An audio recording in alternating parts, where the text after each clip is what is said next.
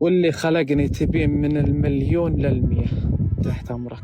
100 مليون ريال وأبشر يا بنت الحلال. أغرب طلب جواز هتشوفه على السوشيال ميديا، والعريس عنده استعداد يدفع من مليون ل100 مليون ريال، وكل ده علشان ينول الرضا من منيرة العتيبي. فتفتكر مين العريس والعروسة؟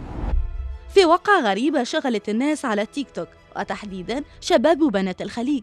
فارس القحطاني بيطلب إيد منيرة العتيبي على الهواء. الحكاية أصلا عند منيرة، شابة لابسة نقاب ومن لهجتها تقول عليها سعودية، وفي الفترة الأخيرة بقت من أشهر البلوجر على التيك توك، كتير متابعين فيديوهاتها. بس في اللايف ده بالذات قلبت الدنيا، لأن في شاب اسمه فارس القحطاني دخل لها على اللايف وقال لها قدام الكل: أنا متابعك من فترة وقعدت أشاور نفسي لغاية ما خدت القرار، خلاص انت البنت اللي عاوز اتجوزها، وانا قاعد متابع الاكاونت بتاعك، واخيرا في اللايف ده جات لي الفرصه علشان اعرف اتقدم لك واعرض عليكي الجواز، خصوصا اني معجب باخلاقك وتفكيرك. المهم اللي تطلبيه هتلاقيه، من اول مليون ريال لغايه 100 مليون ريال. علشان ترد عليه منيره في نفس اللايف وتقول له: كسفتني بكلامك الجميل ولطفك وجزاك الله خير. طبعا الفيديو انتشر بسرعه شديده، والناس كلها اتكلمت عليه وبقت تسال مين الاتنين اللي قلبين الدنيا.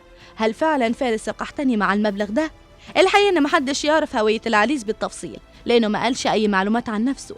بس قبيلة القحطاني من اكبر القبائل في السعودية، وهتلاقي فيهم اغنى الاغنياء وبرضه اللي على قد حاله. علشان الحكاية فيها معلومات كتير ناقصة، الناس برضه ما سكتتش وبدأت تشك في اللي حصل، واللي يقولك دي لعبة من منيرة علشان تعلي الريتش وتخلي المتابعين والداعمين يبعتوا لها هدايا اكتر. ولو دورت هتلاقي فارس القحطاني دي شخصية خيالية، واللي شايفينه مجرد واحد عاوز يتشهر هو كمان.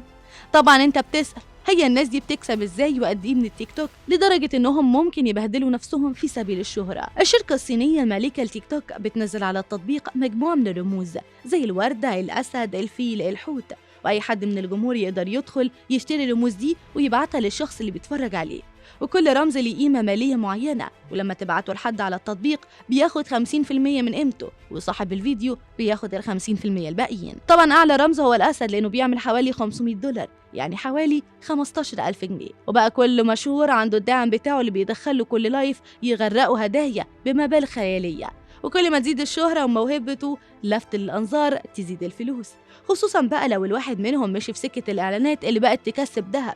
والبلوجر خصوصا البنات بتاخد مبالغ خيالية علشان تطلع تشكر في منتج معين بفيديو مدته دقيقة. على فكرة، مهما كانت الناس في مصر بتعمل فلوس حلوة من التيك توك، الحكاية في دول الخليج خدت المنافسة لتاني خالص، وده لدرجة ان في واحد مسمي نفسه قعيد المجدة طلع لايف وفي خلال 5 دقايق بس كان كسبان $200,000، يعني بنتكلم في حوالي 6 مليون و200 ألف جنيه ممكن الواحد يكسبهم وهو قاعد في بيته وفاتح كاميرا بس.